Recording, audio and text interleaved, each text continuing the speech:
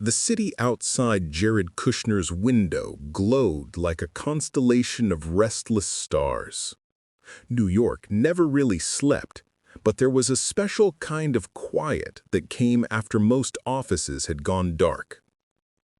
Jared leaned back in his chair, his eyes fixed on nothing in particular. The numbers on the screen in front of him had stopped meaning anything an hour ago. His phone vibrated. Then again, he ignored it.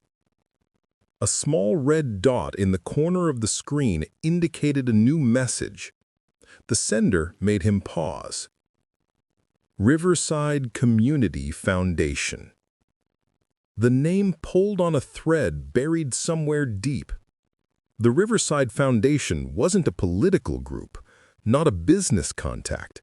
It was older than all of that in his life.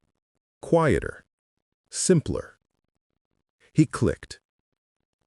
Dear Mr. Kushner, this Saturday we will be holding a small gathering to celebrate the retirement of one of our longest-serving staff members.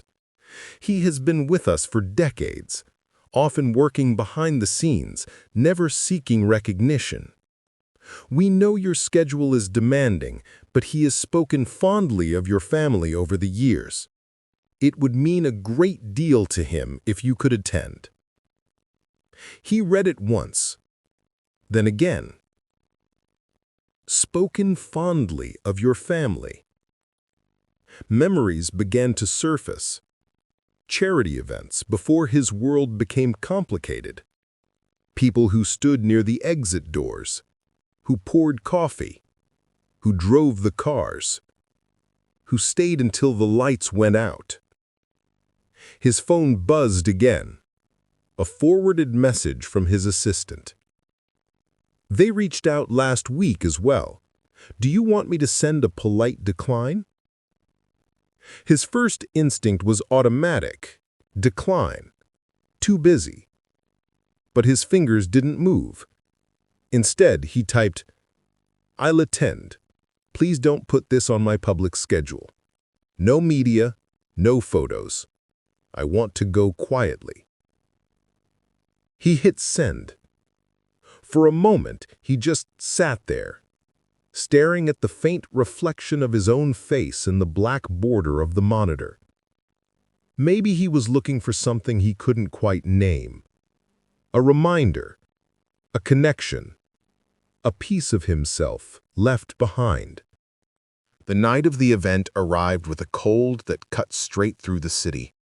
Jared sat in the back seat of a modest car, not one of the usual black SUVs, just a quiet ride. No sirens, no escorts. He watched the city roll by through the window.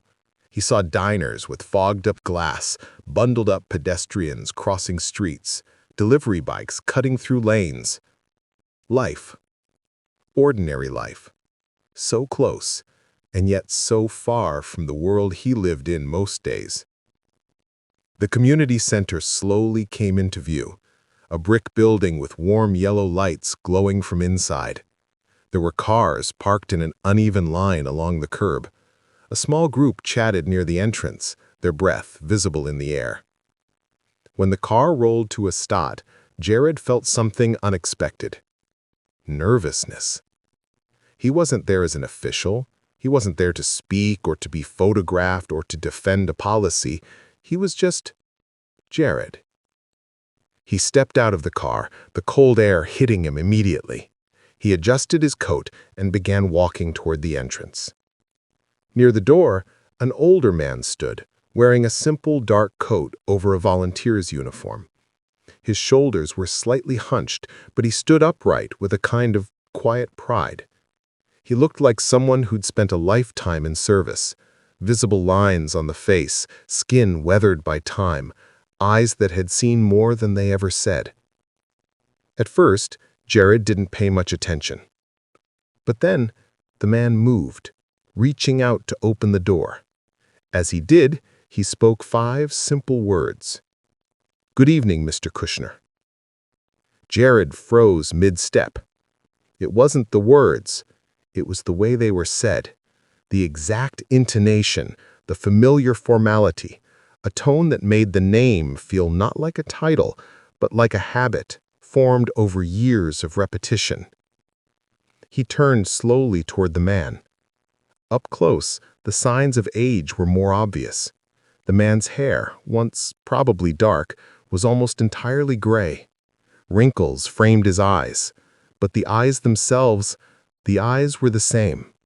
A warm, steady brown with a softness that once made a nervous boy feel less alone on long drives home. A name surfaced in Jared's mind, pushing through years of noise and distraction. Raymond. The old man swallowed. Yes, sir. His voice cracked slightly on the second word. I wasn't sure you'd recognize me. Time folded in on itself. Suddenly, Jared wasn't standing outside a community center on a cold night as an adult. He was 12 again, sitting in the back seat of a car, watching city lights blur past as a calm voice from the front seat talked about nothing and everything. He remembered Raymond asking him about school, about soccer.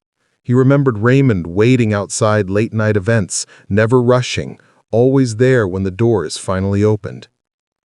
"Of course I recognize you," Jared said quietly. "You drove us for years." Raymond smiled, but it was tinged with something sad. "A long time ago." Jared's gaze dropped, almost inadvertently, to the man's chest. Specifically, to the rectangular plastic badge clipped to his jacket. In bold letters it read, "Raymond, Access and Support." Underneath, in smaller type, one line caught Jared's eye.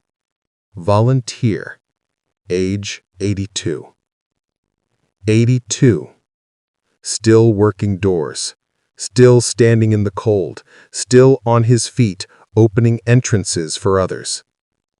"You're still working?" He hadn't meant for it to sound as shocked as it did. Raymond gave a small, practiced shrug. "I like to stay busy, and they needed someone to help tonight. I still have a bit of strength left in me." A brief cough shook his chest, forcing him to turn slightly away. It wasn't a light cough. It was deep, coming from somewhere far inside. Jared instinctively reached out, placing a hand on his arm. "Are you all right?" Raymond cleared his throat, regaining his composure. "I'm fine, sir, I promise. The cold just reminds me I'm not 20 anymore." He tried to chuckle. It came out thin but genuine. Jared didn't smile back. 82, he repeated quietly. "You shouldn't have to be out here in this weather, opening doors." Raymond's eyes softened. "Life doesn't always ask what we should or shouldn't have to do. Sometimes it just keeps moving, and we do what we can to keep up." He felt the words land heavier than he expected. Raymond seemed to sense the direction of his thoughts. "Don't misunderstand. I wasn't angry. Life took its course. I found other work. I did what I had to do. But I always remembered your family. Your father, your mother, you." "And you ended up here?" Jared asked, looking again at the humble building. "Yes, adamantly, yes. The foundation took me in when I needed somewhere to belong, and I've been here ever since, helping where I can, opening doors." He smiled again, this time with a touch of pride. "Tonight, they say they're honoring someone who's been here a long time. I suppose I accidentally became that person." It hit Jared then. This night, this email, this invitation, this was about him. Raymond. "Why didn't anyone tell me?" he whispered, almost to himself. "They did," Raymond replied calmly. "They wrote to you. Twice." Jared thought of the ignored emails, the messages buried under 100 others. He was about to apologize when Raymond did something unexpected. He reached inside his coat with a slightly trembling hand. "Mr. Kushner, there's something else, something I've carried for a long time." His fingers closed around something inside his inner pocket. I didn't know if I would ever give it to you. I told myself I'd wait for the right moment. He pulled out a small, carefully folded piece of paper. It was worn at the edges, yellowed with age, the creases deep from being opened and closed over and over again. His hand shook slightly as he extended it. "This is from your father," he said. "He gave it to me a long time ago. He said there might come a day when you would need to read it." Jared stared at the paper. For a moment, he didn't move. "My father gave you this?" "Yes, sir." "Why didn't I know about it?" "Because he asked me not to give it to you back then. He said, when the time is right, when he's older, when he can understand." Jared swallowed.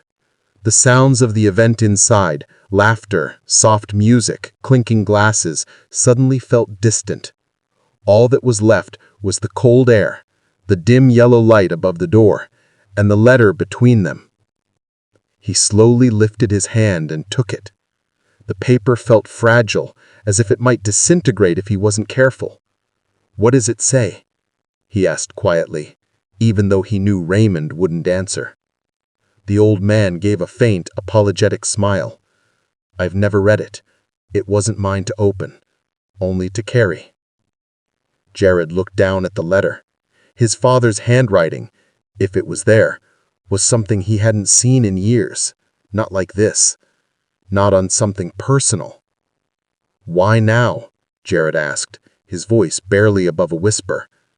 Because I'm 82, sir. I've been waiting a long time. I couldn't be sure how many more chances there would be. And when they told me you might come tonight, I knew this had to be the moment." He straightened a little.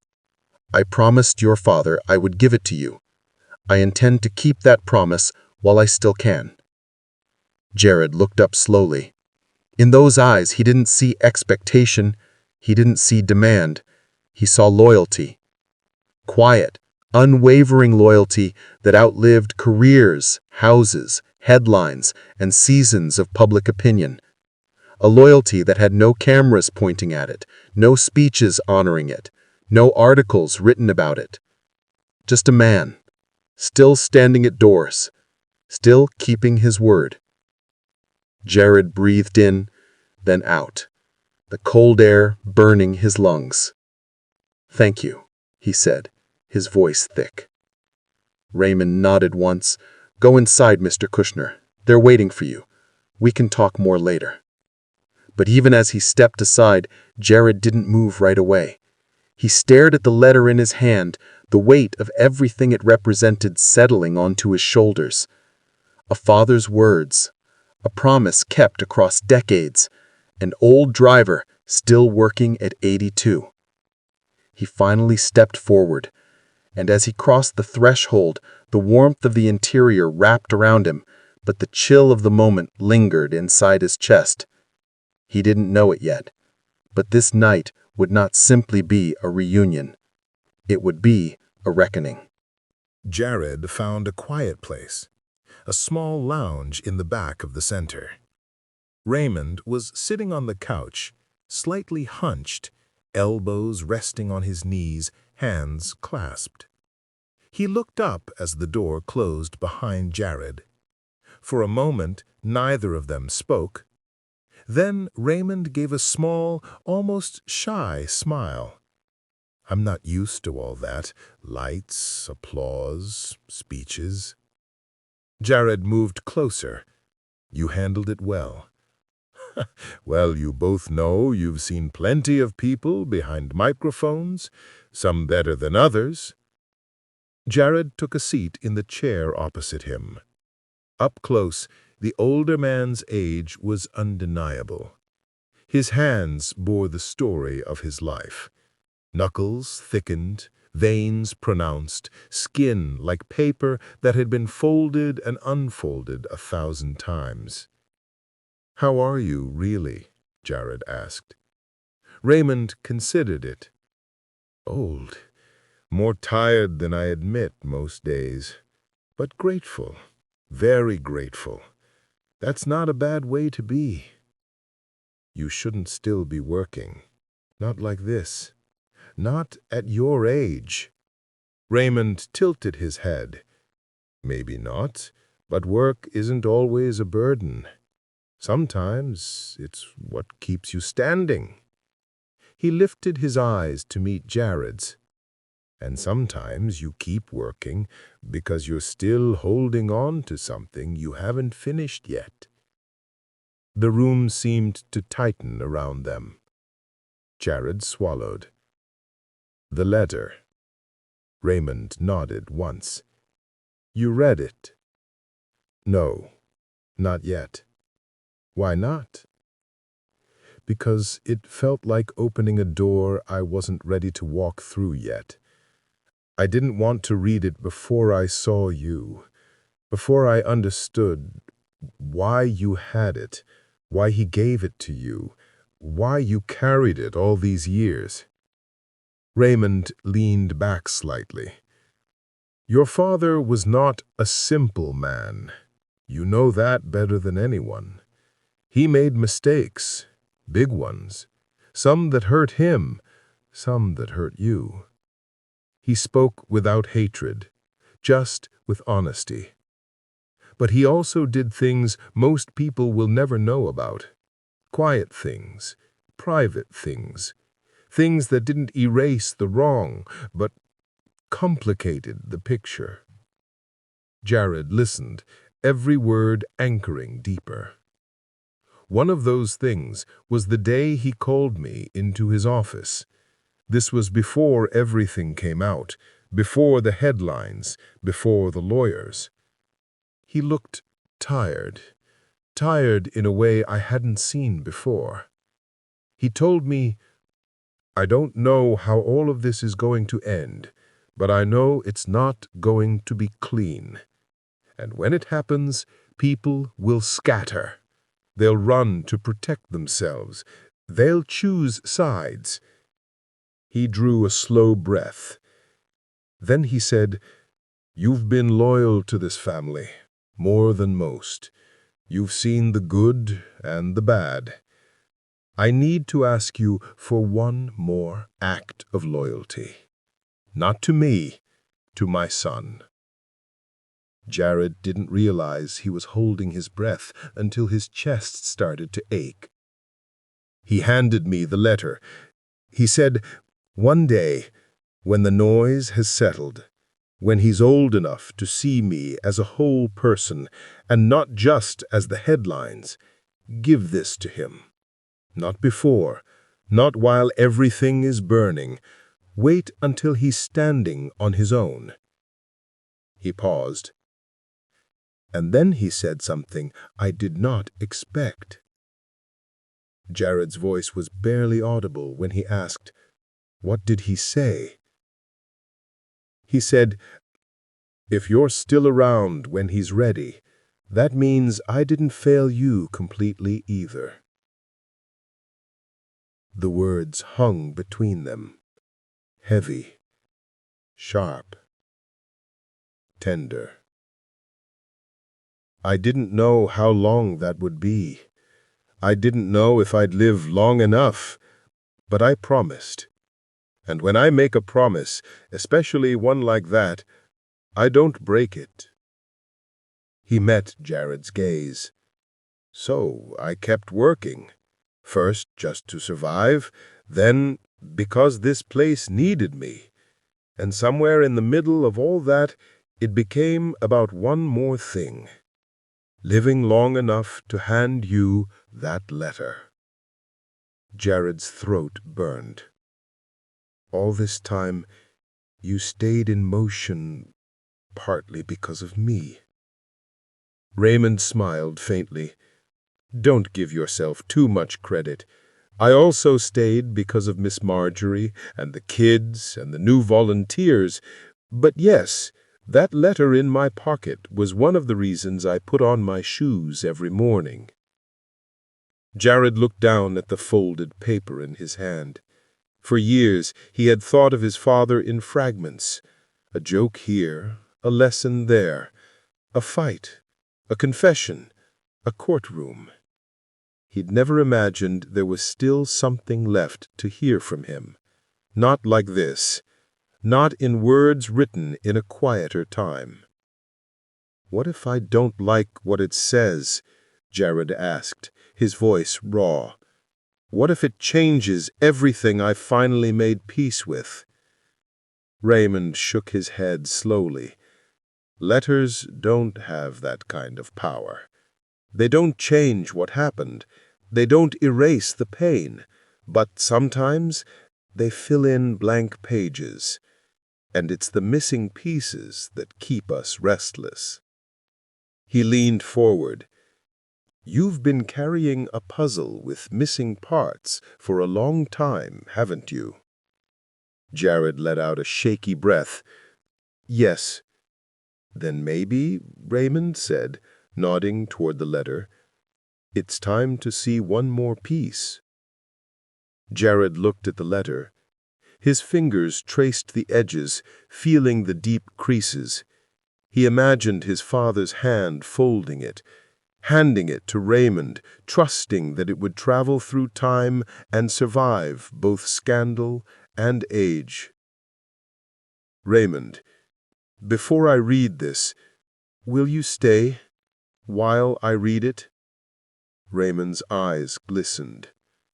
"I've waited this long. I'm not going anywhere now." Jared took a deep breath. The room felt smaller, closer, like the walls were witnessing something sacred. He looked down. His father's words waited on the page. And as his eyes began to move over the first line, the world outside, the applause, the chatter, the clinking cups, faded into nothing. Jared carefully unfolded the last crease. The paper opened, revealing a page covered in handwriting. Strong, slightly slanted, with letters that leaned into each other. He began to read. "To my son, if you are reading this, it means time has passed. More time than I probably deserve. And it means one more thing. It means Raymond kept his promise. I asked him not to give this to you in the middle of the storm. I knew there would be one. I knew the day would come when the things I had done, some in the open, some in the dark, would crash through the walls I had built around us. I didn't want this letter to be read in a courtroom or in a tabloid. I wanted it to find you later, when the fires had burned out, when you were no longer just my son, but your own man." Jared swallowed hard. It wasn't what he expected. No grand apology, no excuses, just a man writing in plain language. His eyes moved down the page. "You grew up seeing me as successful. You saw the houses, the offices, the people who called needing favors. You saw the magazines, the interviews. What you did not see were the corners I cut to get there. Sometimes I convinced myself I was doing it for the family. Other times I did it because I liked winning. Those parts are on me, entirely. I made decisions. I benefited from them. And when the bill came due, I deserved the full price. But there is something else I need you to understand." Jared glanced up at Raymond. The older man's eyes were lowered, but his jaw was clenched. He knew he was one of those people. Jared looked back at the letter.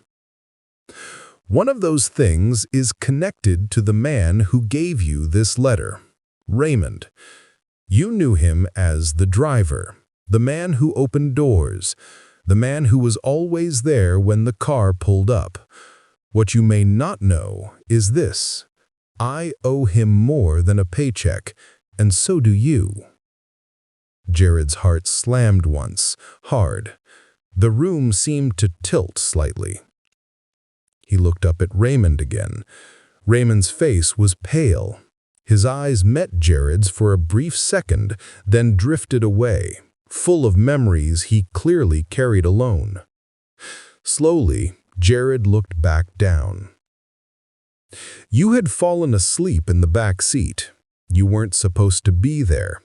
Your mother had insisted you stay home, but you slipped into the car at the last minute when I wasn't looking, and by the time I realized it, we were already on the road.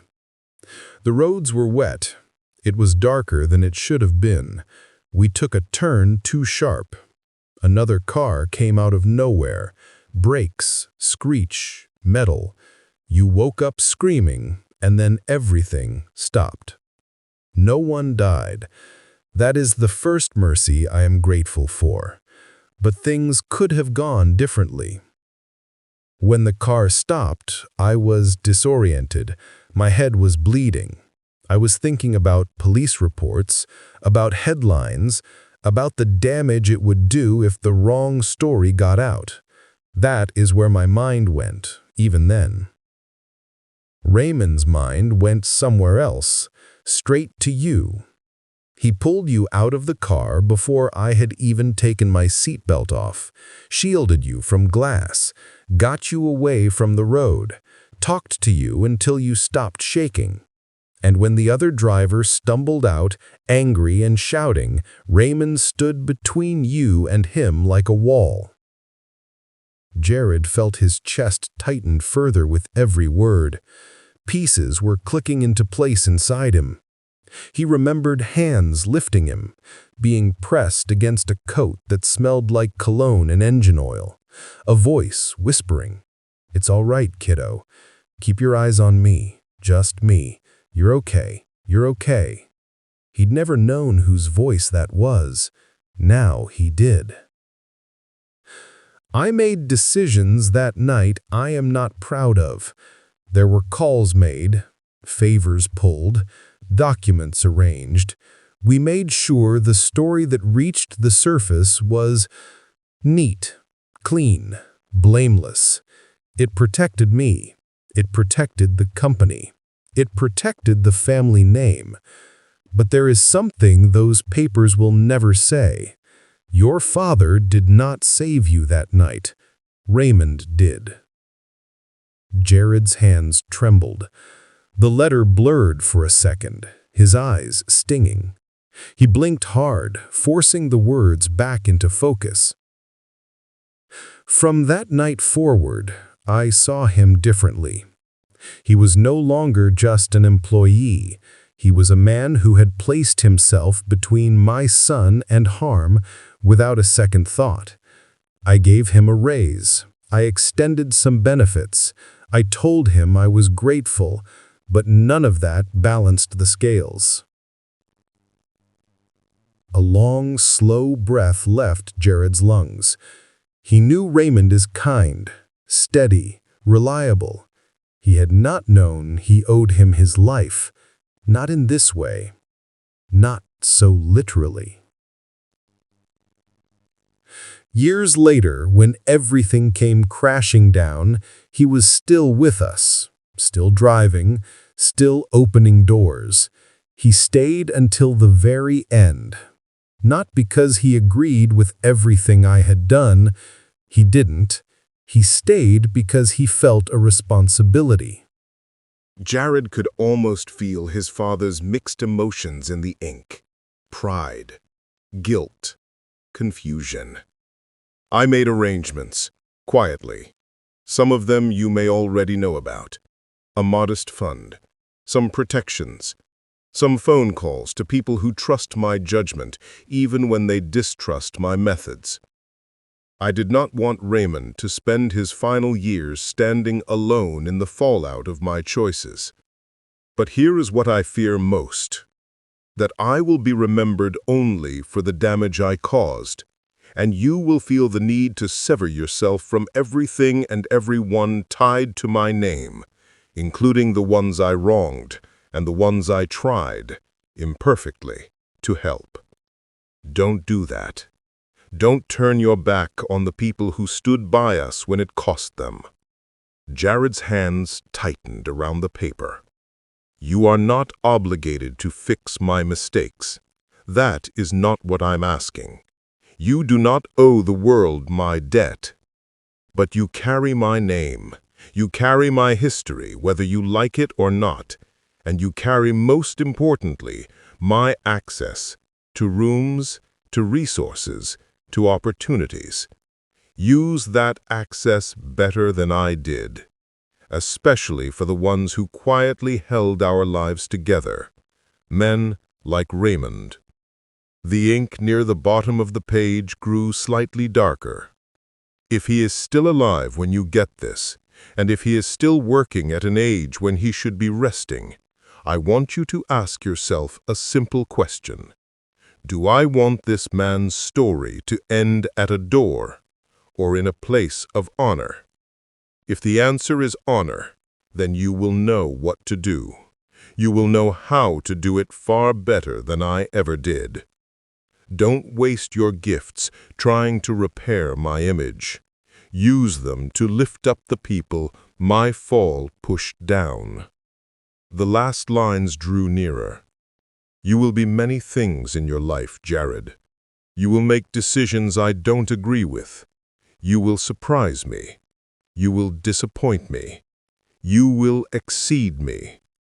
But I hope, if nothing else, you will be this: a man who remembers the ones who drove him where he needed to go, long after he learned how to drive himself. Be kinder. Be clearer. Be braver. Be more generous. And if you ever doubt whether I loved you, read this again. There is no court in the world that can take that away from you. Dad. The last line wasn't a signature. It was written simply, Dad. The word came like a soft blow. It knocked something loose inside Jared that had been wedged in place for years, the word he had stopped using in his own mind because it hurt too much. He stared at the page until the letters blurred completely. A tear fell on the paper. He wiped his face quickly with the back of his hand, but more followed. He closed his eyes. When he opened his eyes, the room took shape again. Raymond was still there. He hadn't shifted. He hadn't filled the silence. He had simply waited. When Jared finally spoke, his voice was hoarse. "You saved my life," he said. Raymond looked at him, eyes gentle. "I did what anyone decent would have done." "No," Jared said quietly, shaking his head. "I don't think that's true. Not everyone would have done what you did that night. Not everyone stays after everything falls apart." Raymond hesitated. "Some people carry their quiet chapters like that. They don't hide them. They just don't lead with them." Jared absorbed that in silence. "My father asked me in this letter not to try to fix his image. He asked me to take care of the people who fell with him. Especially you." He met Raymond's eyes. "I intend to honor that." Raymond opened his mouth to respond, but Jared held up a hand. "Not as charity, not as guilt, as clarity, as the only sane response to what I just read." The older man studied him for a long moment. "There's something you should understand about me," Raymond said. "I won't take handouts." "I know," Jared replied. "But," Raymond continued, "I will accept partnership. I will accept respect. I will accept being treated like what I gave had value." His eyes softened. "If you can do that without making me feel like a pity project, then we can talk." A small, genuine smile tugged at Jared's lips. "I think," he replied, "for the first time in a long time, we're talking about something I actually know how to do." 3 days later, Jared received a message from Ellen at the foundation. Raymond was taken to the hospital this morning. St. Michael's. Respiratory issues. Thought you'd want to know. Jared was at the hospital in less than an hour. The receptionist directed him to the 4th floor. When he reached room 418, the door was slightly ajar. Raymond lay in the bed, propped up slightly, an oxygen cannula resting just beneath his nose. He was awake. His eyes turned quickly toward the door when it opened. For a split second, they looked fearful. Then they recognized him. "Well, well," Raymond said, his voice rough but intact. "Didn't expect the ambassador to show up at my bedside." Jared exhaled, tension loosening just a little. "You look terrible." Raymond managed to smirk. "You should see the other guy." Jared pulled a chair close and sat. "What happened?" he asked. "Lungs got tired of my nonsense. Decided to file a formal complaint." A doctor entered. Dr. Heller, the specialist Jared had contacted. "Mr. Walker is stable, but this was a warning. He needs proper rest, medication, and follow-up. No more nights standing in cold doorways." Raymond shifted, uncomfortable. "Does he have insurance?" the doctor asked. "He does now. Full coverage, access to the best specialists. It's already arranged." The doctor nodded approvingly. "That will make a real difference, not just in treatment, but in stress. Half the damage I see at this age comes from worry, not illness." When the doctor left, Raymond looked at Jared. "You're serious about this?" he said. "Completely," Jared replied. "And people are going to ask why. Why me?"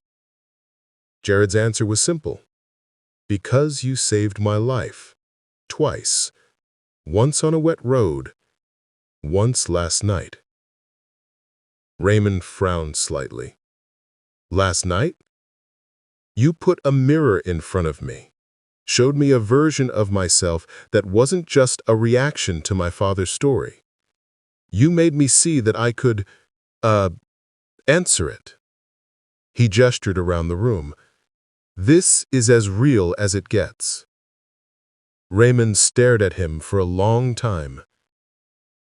"I don't know how to thank you." "You don't," Jared replied. "You live. You rest. You let the kids call you Ray Ray until you're tired of hearing it. You come back to the foundation when you're ready, but not to carry it on your back. To guide, to sit with people." He paused. "And when I ask you to stand beside me while I do something that will make some people very uncomfortable, you say yes." A flicker of curiosity crossed Raymond's face. "What are you planning?" Jared smiled slightly. "You'll see. Soon. But I'll tell you this much. It's not just going to change your life. It's going to send a message to every person in my world who has ever stepped out of a car and never once wondered what the driver's life looked like when they drove away." 3 weeks later, a different banner hung over the Riverside Community Foundation's main hall. The Raymond Walker Doorways Fund, honoring those who stand in the background. Jared stood at the far end of the hall, staring up at it. Seeing it in person, hanging over the same room where he'd first heard Raymond's name spoken with such affection, hit him in a way digital mock-ups never could. Raymond wasn't there. Not yet. That was on purpose. Ellen approached. "Are you sure about this, speaking tonight?" He nodded. "I'm sure." Outside, a van door slid open. Raymond stepped out slowly, wearing a dark coat buttoned neatly. He walked with a cane now, Not because he had to, he insisted, but because the doctors like it, and my daughter worries less when she sees it. When he stepped into the hall, conversations stuttered and then stopped. Not because anyone had told them to, but because the room simply noticed. "Ray!" someone called. "Raymond! There he is!" His eyes found Jared. For a second, both men stood still. Then Raymond walked forward. "You threw all this together in 3 weeks?" he asked as he approached. "I've done more complicated things in less time, just usually for people who already had more than enough." Raymond's gaze drifted to the banner. He read the words slowly. When his eyes returned to Jared, they shimmered. "You put my name on that?" "Yes. You didn't ask. I knew you'd say no. Sometimes you don't ask permission to tell the truth. You just tell it." The room filled quickly. Ellen stepped up to the podium first. "For those of you who are new to our community, Raymond has been with us for more than 20 years. But tonight, we're going to do something we don't often get to do. We're not just reacting to emergencies. We're building something, deliberately, carefully, and in honor of a man who has spent most of his life building quietly." She turned toward Jared. "Jared, the floor is yours." He walked up to the podium. He placed his hands lightly on its edges. He looked down at the crowd. Faces, dozens of them. He didn't use notes. "My name is Jared. You know my last name. Most of you have probably heard it more times than you wanted to, and not always in ways that make you smile." Soft, uncomfortable chuckles rippled through the room. "Tonight isn't about that. Tonight is about a man whose name you've said far more often, and usually with a lot more affection." He turned slightly, looking at Raymond. "Raymond, I know you hate this, being the center of the room. But here's the thing about doors. They're not meant to only open one way." He saw a few heads tilt slightly, catching the metaphor. "For years, people like me have benefited from the work of people like Raymond without really seeing them. Yes, we say thank you. Yes, we pay wages. But when things go wrong, when public scandal hits, when companies crumble, there's a pattern." He looked around the room. "People in positions like mine often land on something soft. Lawyers, networks, safety nets. People in positions like Raymond's don't. They disappear quietly. They lose jobs. They lose stability. And the rest of the world moves on to the next headline, never once asking, what happened to the drivers, the assistants, the workers who weren't in the story but lived through it anyway?" Silence wrapped the room. "Recently, I learned something I should have known a long time ago. I learned that one night, years ago, a man in this room put himself between me and harm on a dark, wet road without thinking about lawyers or liability or optics." His throat tightened slightly, but he didn't look away from Raymond. He wasn't thinking about headlines. He was thinking about a scared kid in the back seat. A murmur went through the room. "Later, when everything in my family's world fell apart, he stayed longer than most. Not because he agreed with everything that happened. He didn't. He stayed because he felt a responsibility." He paused. "And when leaving cost him opportunities, reputation, and stability, no one wrote about that part. No one asked what that loyalty cost him. Except my father." He touched his pocket briefly. "In a letter he wrote to me years ago and asked Raymond to carry until the time was right." The room felt like it was holding its breath. "So here's what we're doing," he said. No flourish, no dramatic pause, just a clear, steady tone. "First, as of last week, the house at 27 Willow Lane, the one that Raymond has been paying off for longer than some of you in this room have been alive, is his, completely. No more bank calls, no more mortgage. There was a collective intake of breath. Raymond stared at him stunned. Denise's hand flew to her mouth. Second, his medical care from this point forward is fully covered. The good kind, not just emergencies, real long-term care. I heard a soft sob somewhere in the crowd. Third, we're changing his job. Ray Raymond will no longer be the man at the door because he has to be. He won't be the one carrying tables or standing in the cold. From now on, his role will be what it always should have been: advisor, mentor, elder. He saw Raymond's eyes widen. And finally, we're making sure he's not the last. The fund we're launching tonight is named after him, but it's not only for him. The Raymond Walker Doorways Fund will exist to do for others what we're doing for him now. He scanned the room. For the loyal housekeeper who loses her job when a family implodes. For the assistant who spent years keeping calendars and secrets. For the driver who carried other people's lives around, then is left to carry their own burdens alone. He paused. People like my father made mistakes that hurt a lot of people. Some of them will never get the apology they deserve. I can't fix all of it, but I can do this much. When I see someone like Raymond, someone whose life intersected with ours and paid a price, I can stop pretending that gratitude in my heart is enough. He let the words hang. It's not enough to feel grateful. You have to build like you're grateful. The room was utterly still. Jared continued, softer now. I know some people will say this is about optics, that I'm doing this to send a message or change how people see my name. They're wrong about part of that, and right about part. He looked directly into the eyes of the few cameras in the room. I am doing this to send a message, just not the one they think. I don't care if people see me differently. I care if people with my kind of access start seeing you differently.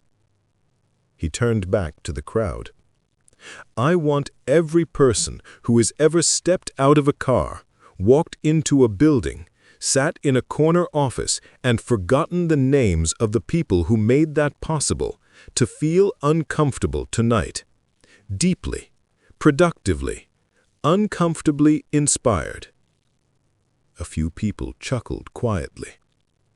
If I can do that, then maybe this isn't just about one man. Maybe it's about a different way of reckoning with what we owe each other. He looked at Raymond one more time. You didn't ask for any of this. You never would have. That's why it had to be offered.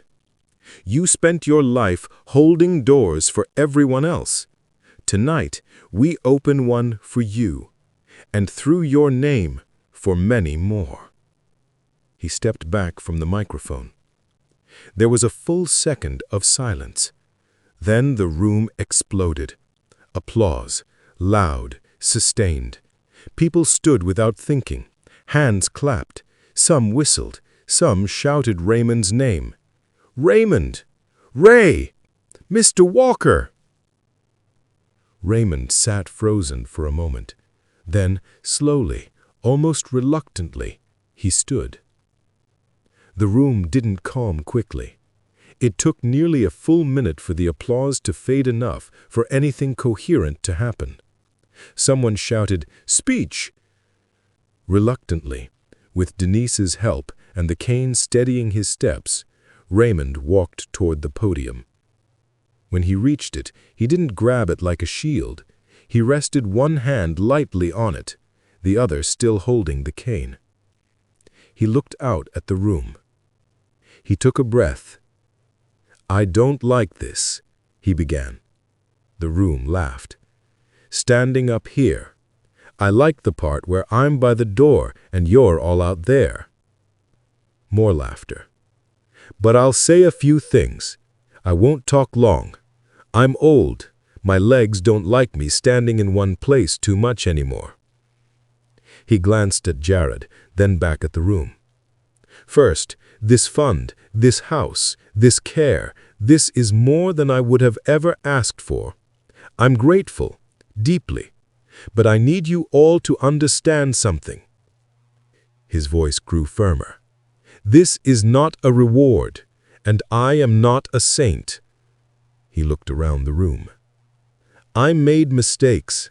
I stayed in places longer than I should have. I kept quiet when I could have spoken.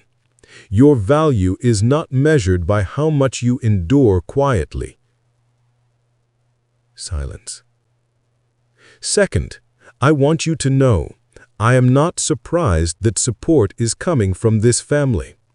I'm surprised it's coming in this way, in this size, with this kind of heart, but I'm not surprised it's coming at all. Because I saw things you didn't. I saw a father who wrestled with himself more than he let on. And I see a son who is determined to walk a straighter road than the one he inherited." He let that land. "This doesn't erase what went wrong. It doesn't cancel out the hurt, but it does something important. It breaks a pattern. It says the story doesn't have to end where it started."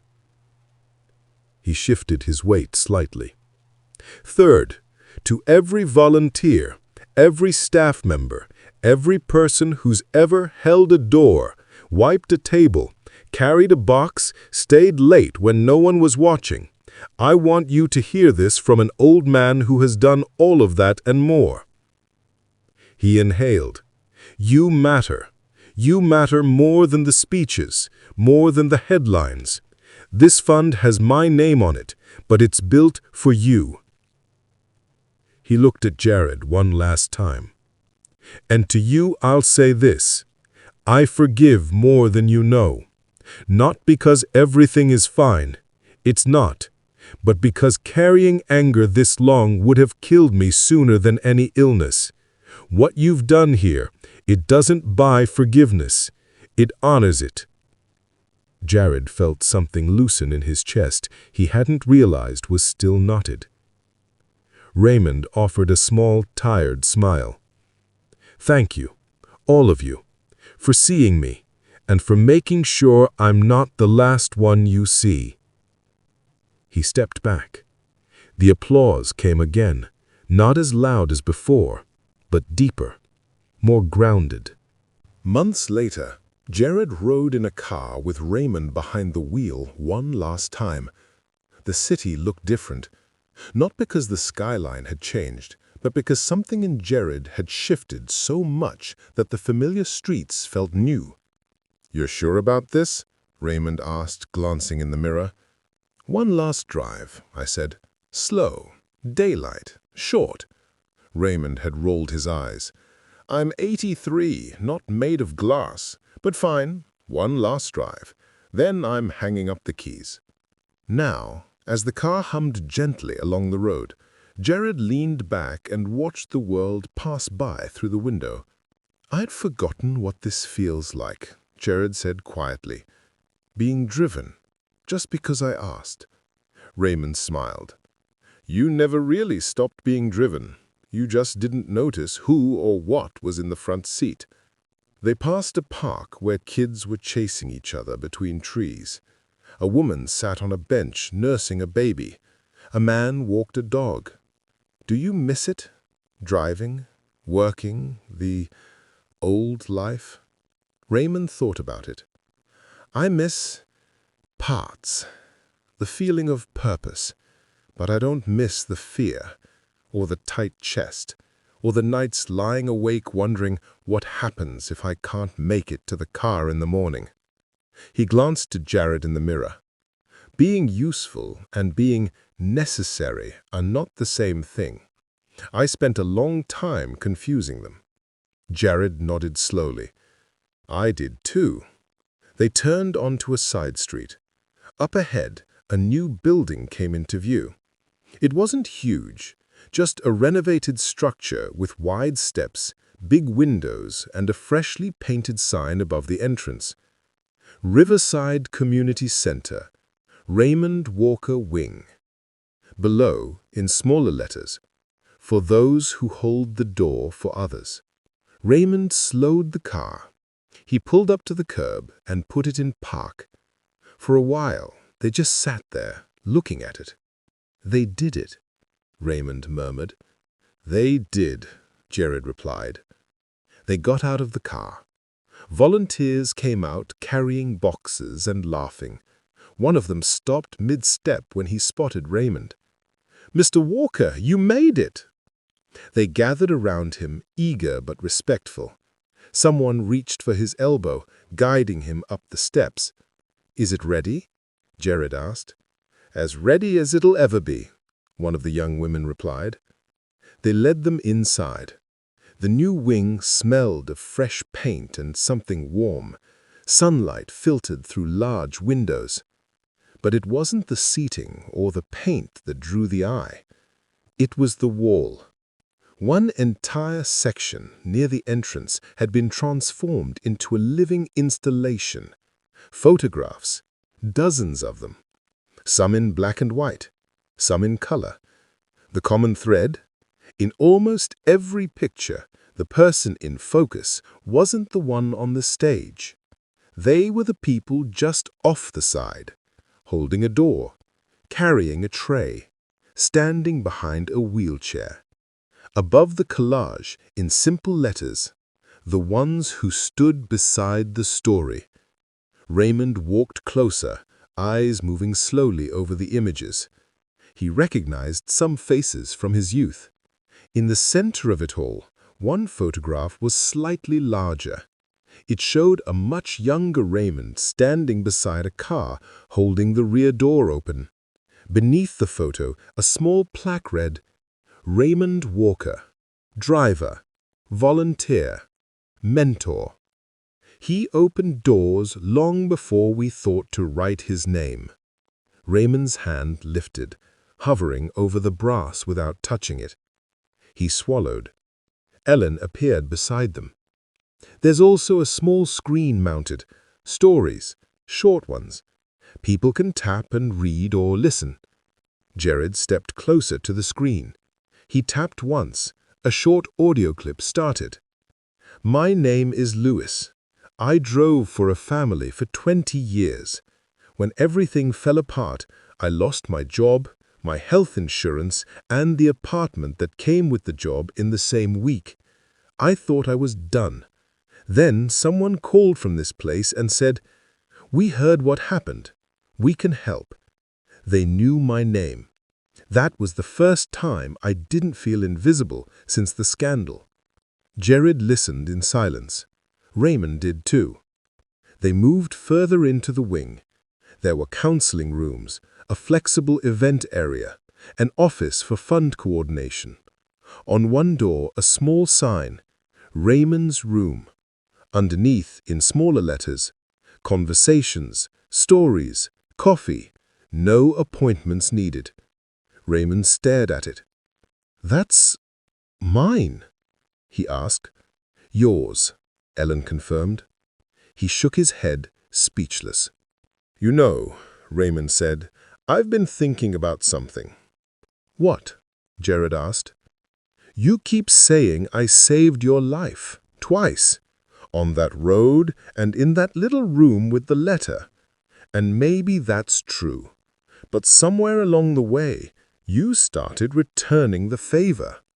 You took something heavy I'd been carrying for years. Guilt, worry, fear about what would happen to my family when I couldn't stand at the door anymore. You didn't erase it, but you shifted it. You gave it somewhere else to go." He nodded at the building around them. "And then you did something even stranger.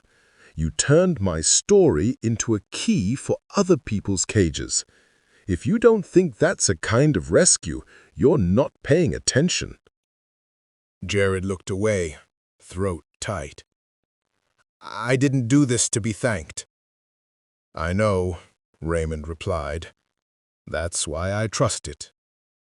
They stood together in silence for a long moment. Finally, they walked back toward the entrance. Outside, the light was beginning to shift. At the top of the steps, Raymond paused. "Do you remember," he asked, "what I told you in that first letter conversation about doors? You said someone once held one open for you, and you spent your life returning the favor." Raymond smiled faintly. "Well, for what it's worth, you did the same, just with a different kind of door."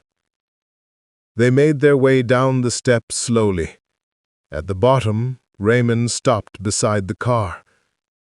"You know," he said, patting the roof lightly, "I think this really might be my last drive officially." Jared raised an eyebrow. "Then let me return the favor properly." He held out his hand. "Keys." Raymond stared at him. After a beat, he laughed. It was softer than it used to be, but no less real. He tossed the keys. Jared caught them. They switched sides. As Jared slid into the driver's seat and adjusted the mirrors, he glanced back toward the building, the sign, the wall, the door.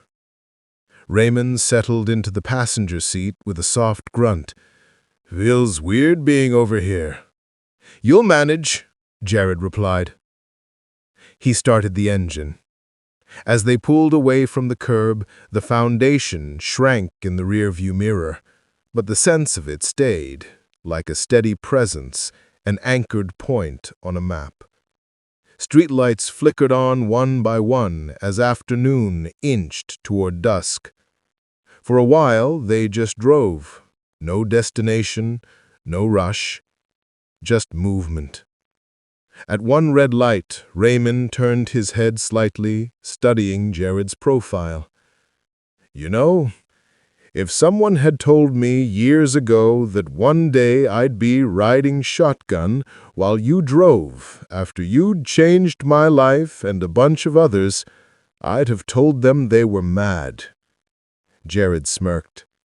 "If someone had told me years ago that one of the most important people in my story would be the man who used to open my car door, I'd have said the same." Raymond nodded. "Funny thing about important people, we don't always spot them right away." The light turned green. They moved forward. Somewhere in the distance, beyond the city, beyond the fund, beyond all the noise of the world, two lives had become something bigger than the sum of their mistakes and efforts. A boy once driven through rain, a man once standing at a door. Now, side by side, navigating a road neither had expected to share this way. The story could have ended 1,000 times before this. At the crash, at the scandal, at the quiet phone call ending a job, at the first ignored email from the foundation. But it hadn't. It had waited, in a pocket, in a folded letter, in an old man's stubborn heart. Now, as the car moved steadily through the late afternoon streets, the final image wasn't of grand gestures or dramatic speeches. It was simple. A younger man driving, an older man resting for once. Both of them finally fully aware of the invisible door that had always been between them, and of the fact that at last they'd walked through it together.